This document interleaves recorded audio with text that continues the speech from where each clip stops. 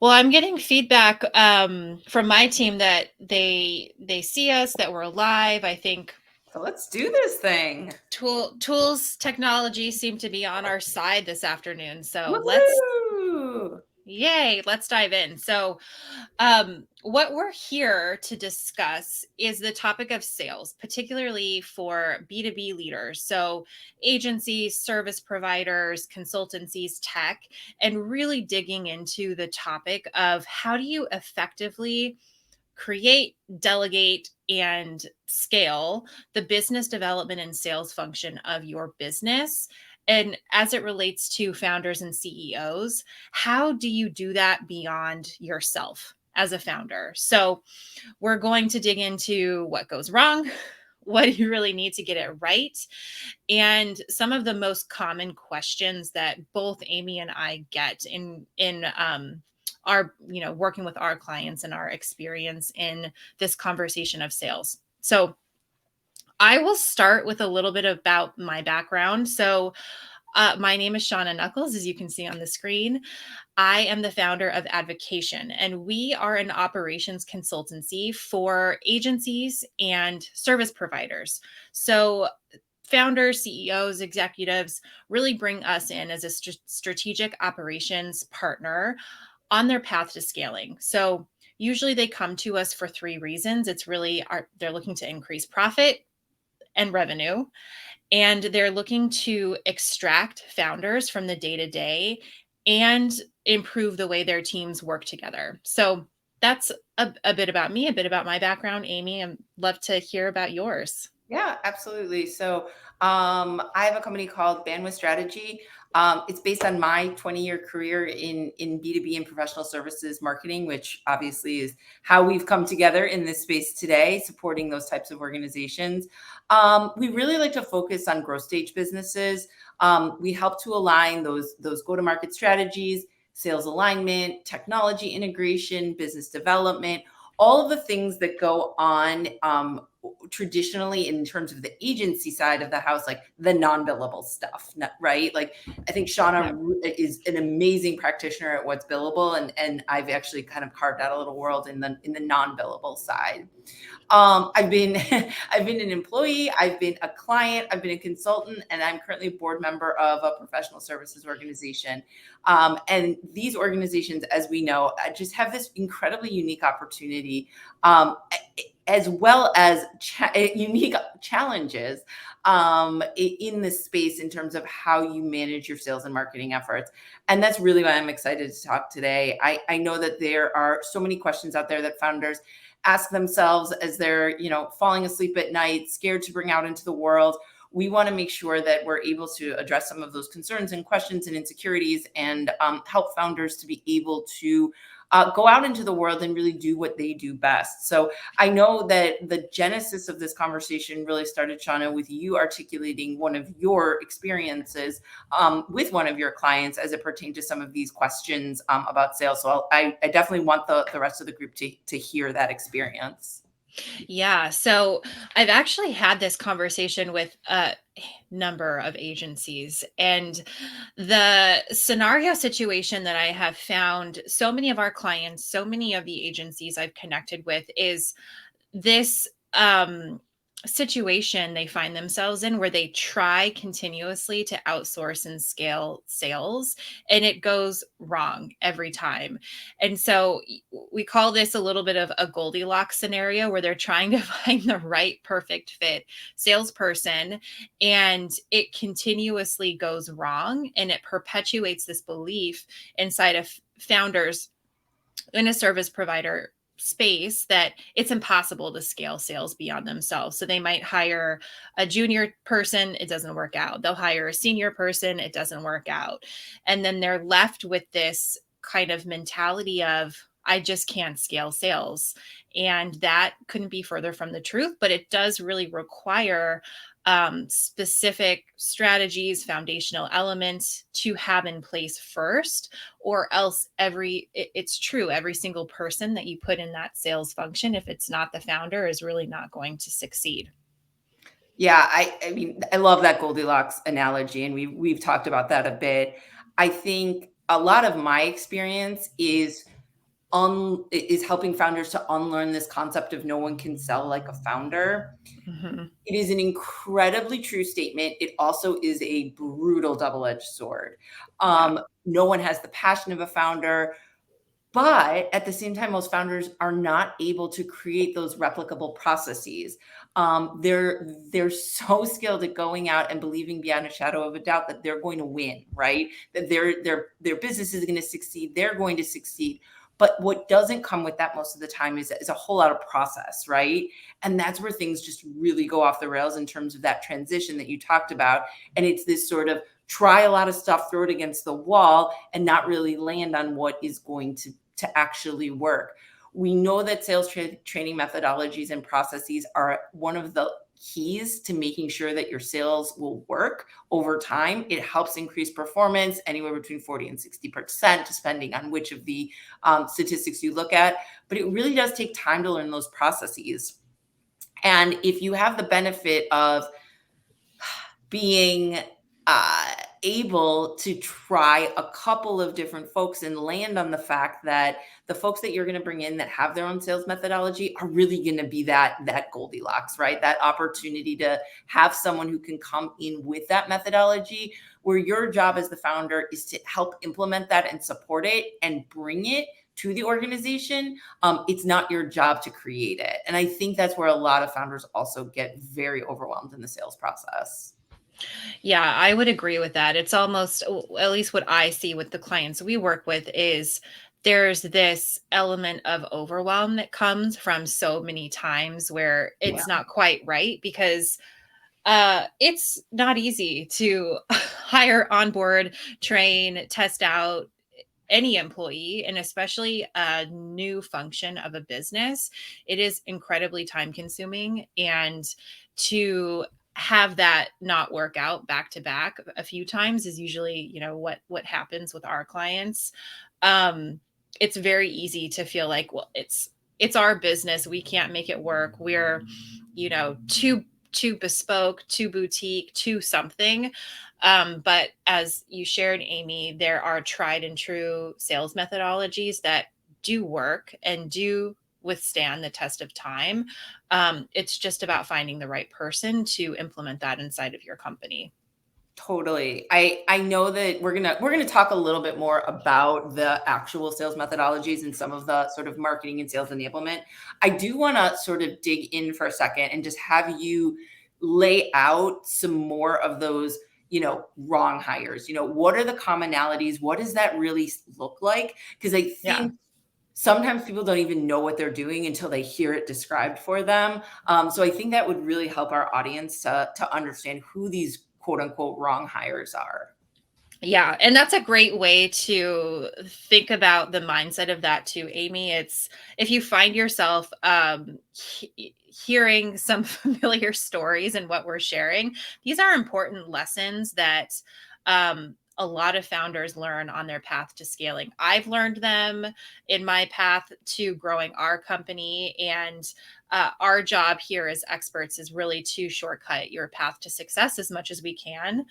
But a few of those common wrong fit hires that we see, the first is really junior salespeople, or not even salespeople. Usually we see a founder have the mentality of, I just need a lead. I can close somebody if I get them on the phone. And so they'll bring an appointment setter onto their team. And maybe this is a VA, maybe it's a very junior person straight out of college. Um, and where this really goes wrong is that volume game is usually not the best strategy for service based companies, B2B companies, because you're not selling based on volume. You're not an e commerce store trying to sell skincare. You're trying to sell high value contracts that are, and that those sales are based on relationships and trust in your expertise. So what often happens is you bring this, junior salesperson onto your team, you have all of these leads, and they're not the right fit, you're not able to close them, and it is just a huge waste of time usually at the end of the day. A second really common hire that doesn't work out very Mhm. often is a really senior industry veteran who either has really no desire to sell, to be in the role of a salesperson and have that continuous chopping of wood every single day, that's really required to be successful in sales. Is it's just something you've got to chip away at every day, have patience for, have the stamina for. And I've seen many of the agencies we work with kind of expect someone to come in and be able to have that stamina in the role, but they're kind of looking for a counsel role in that stage of their career. Or you're getting someone in that role who maybe has the industry knowledge but doesn't have the sales knowledge. So you could bring in, we'll see someone bring in a marketing expert and think Mhm. that they can automatically turn into a sales expert. And while there's similarities and cross, functional learnings that you can apply, it's not the same. No, and what you've described perfectly is the classic overcorrection, right? You've gone down the business development role. I just to your Yeah. point, you just need to fill the pipeline. I just need to get leads. That person is incentivized to make sure that they're getting as many contacts in front of you as possible. It is not something that they are going to spend a lot of time sifting through and making sure that the right contacts, they're paid to get you volume. Yeah. So then you overcorrect and go to a super high level person. But again, I think you described that really well in terms of that person isn't necessarily at the point in time where you as a founder need them to be in their career and what they're motivated to do. And their expertise isn't going to get you the tactical on the ground work that you also need, because that person's got to teach you the sales methodology that they're bringing into the organization as well. You as the founder have to accept it.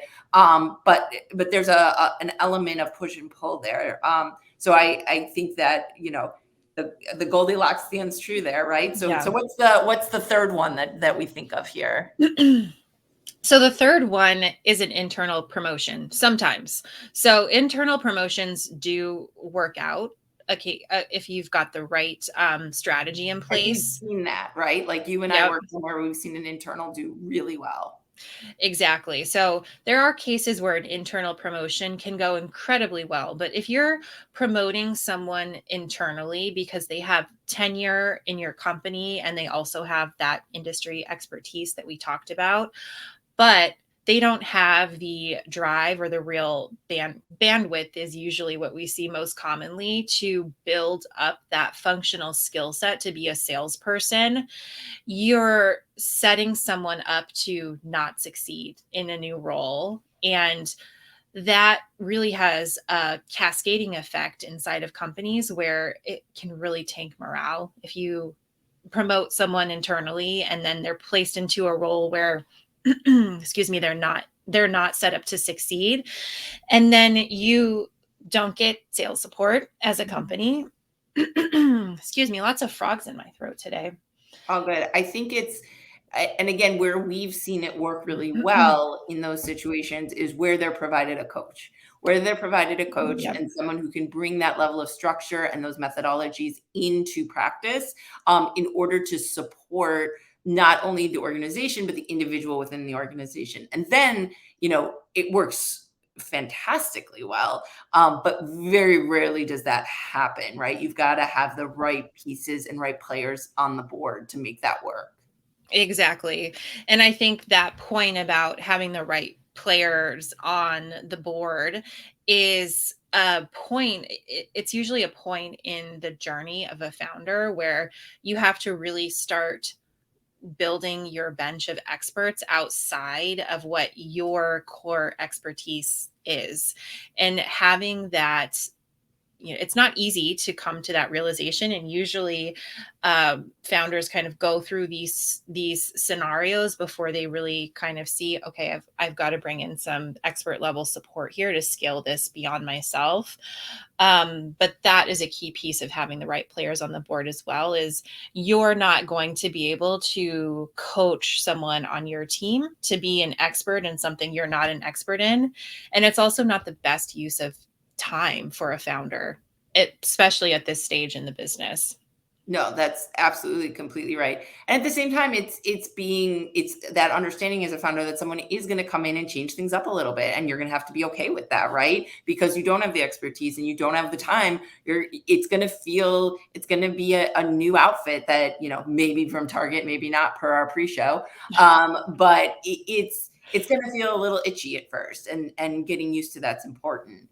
Okay, so we went through the three that were sort of not the right fit. Let's talk through, what we think is the right type of hire right now. I know one of the fits that internal promotion could be, but talk a little bit more about who those right hires are. Yeah, we've kind of touched on this throughout the conversation. So I'm excited to just double stamp this for everyone who's listening, because there isn't a one perfect profile for a sales employee, but some of the common um, elements that really make up this right first hire are: one, someone who is seasoned enough to understand methodology and bring that to your company and build process and structure around it. And then two, they're at a stage in their career where they really have that stamina, desire, interest to sell, to be a functional salesperson. So it's kind of that, you know, mid to senior level sales manager where they have enough experience to bring that real level of expertise to the company, and they also still want to be in a sales role, not just a oversight role or a strategy role. Yeah, I think that's huge. Understanding that sort of perfect spot there it's a hard thing to find, but hopefully, to your point, we can provide a lot of the pitfalls of what you don't need to go out and try first, right? You don't Yep. need to do the junior person and the senior person and the overcorrection and try to up level the individual, even though we do think that works, a small percentage of the time. Like, use use our experience as having seen Yeah. this so many times. That's really the type of profile you need to go after. Yeah. And something I'll add here to kind of point our conversation in a new direction is, it does not matter who you hire if you don't have the right foundational components in place when it comes to messaging, positioning, and marketing standpoint. So even if you have found a slam dunk hire for a salesperson, Really. if they don't have what they need to work with, they're really not going to be able to succeed. And Aimee, I know something you said to me a few times is how many times you've heard a founder say, but our services are excellent for anyone and everyone. I don't think we need to narrow down our focus. What is your thought and your experience in really helping them land the plane when it comes to positioning for sales? Yeah, I mean, it's super pivotal as you understand who that hire is going to be, that you really, really distill down who it is that you want to sell to. So, you have that Goldilocks experience in the hiring process. There is some of that Goldilocks experience in the sale as well, right? I think some of that comes from the fact that professional services allows for a ton of pivoting and a ton of trying, right? Professional services agencies, they don't have widgets. There's not supply chain issues. To go out and test a new product, you just create it, right? You can change up Yeah. pricing. There's flexibility in the services. But where you really can't be flexible, and where you need to get really super clear, is that you cannot be everything to everyone. I know we've talked about, and you like the phrase, like, you can't boil the ocean. This is where I just Yeah. get so much pushback from founders, right? Because it's based in fear. It's, what if we miss someone? And that's a really scary concept for a founder. Is, if I say I like A, that means I may not be able to get B, C, and D.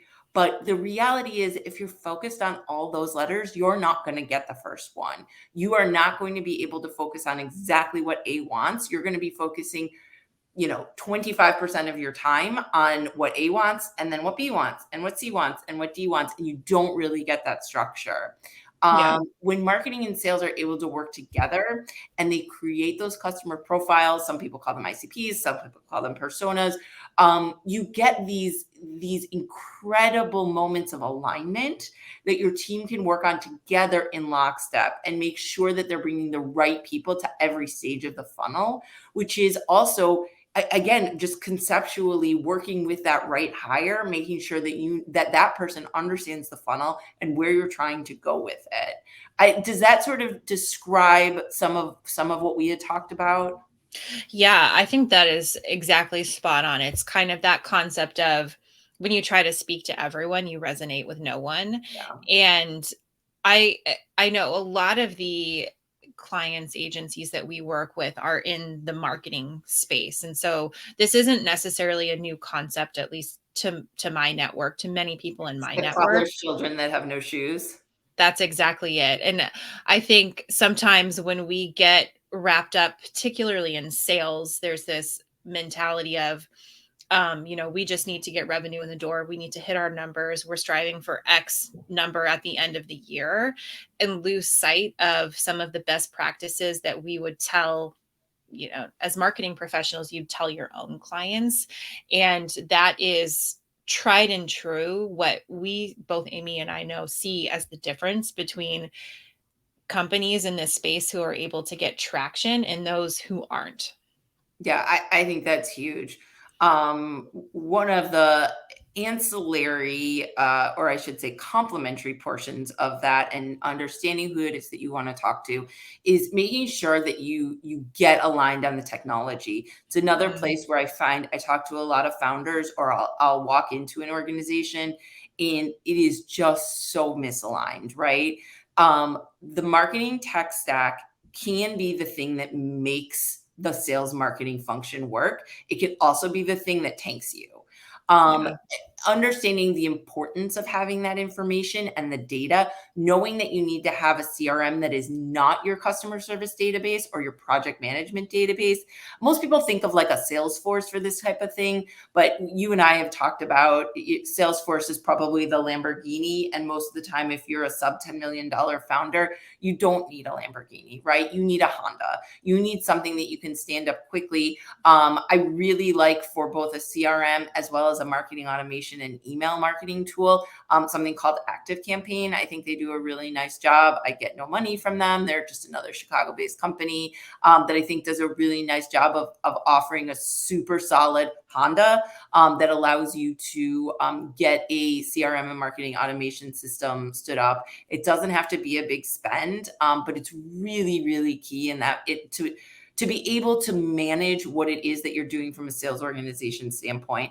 Again, founder started, founder sales led organization probably aren't going to love things like spreadsheets and process documents. Got to force yourself and force the organization to take the next step and have that technology component.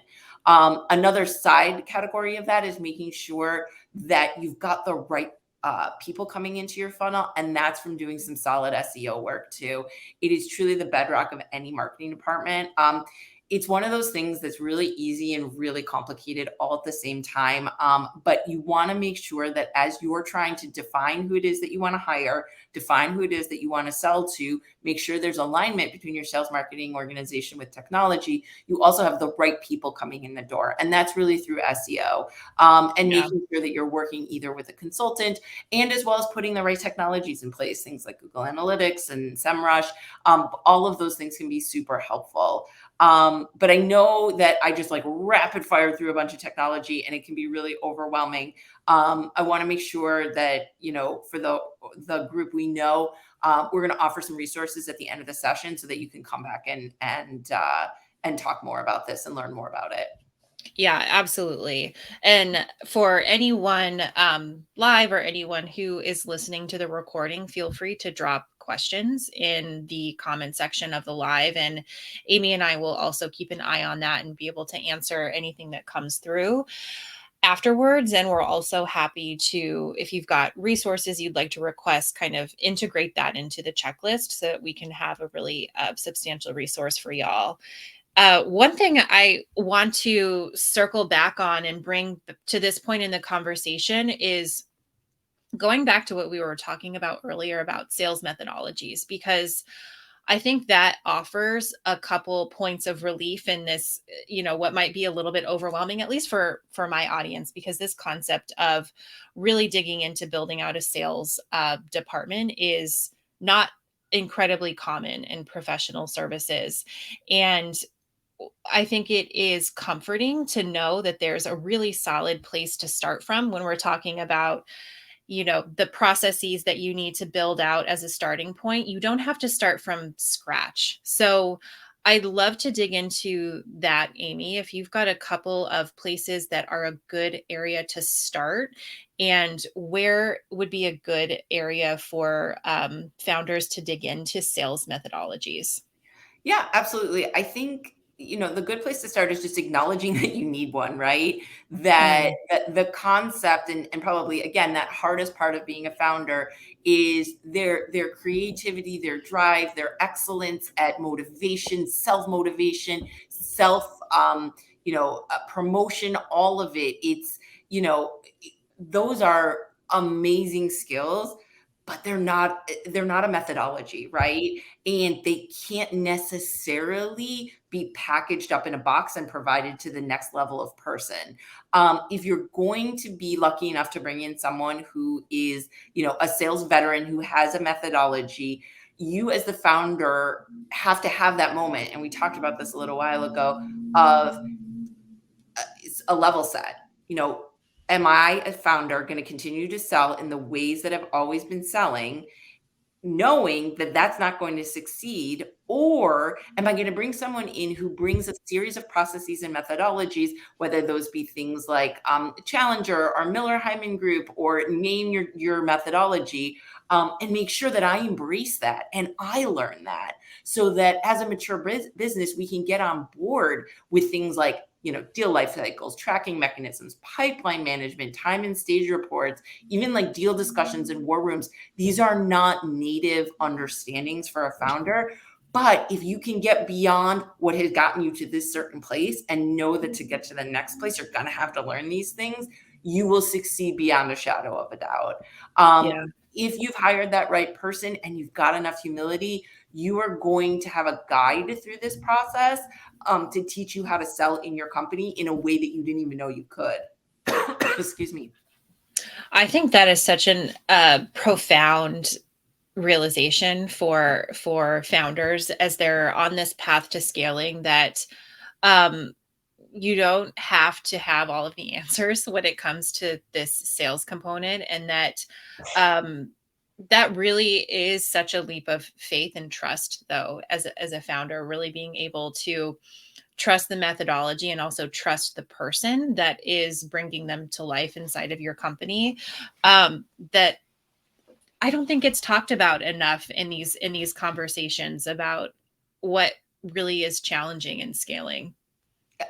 You're absolutely right. And the conversations that do happen oftentimes are founder to founder, which encourage the founder to rely on your gut. What got you here is your gut. What you were able to do so far has been because of you, because of your gut. And those things are absolutely true. But at the same time, you've got to be able to understand that that is what helped you found. It's not what's going to help you scale. I think that's a really important differentiation, that it's that phrase, what got you here won't get you there, and that is definitely true when it comes to growing and scaling sales. Yeah, and there's so many resources from a methodology standpoint. Obviously, as Shauna mentioned, please reach out. Happy to provide those. And there's not one, right? It's not like Yeah. there's a magic one. I think most salespeople will tell you they use the best of everything and then mold it to their style.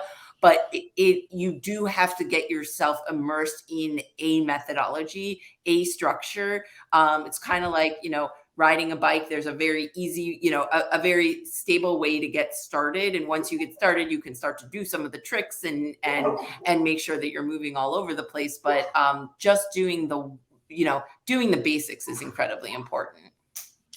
Yes, I would agree with that. And to double stamp what mentioned here, this is as much information as we can jam into an introductory conversation to, like we talked about, really shortcut your path as a founder to jump over those hurdles instead of having to grit your way through them.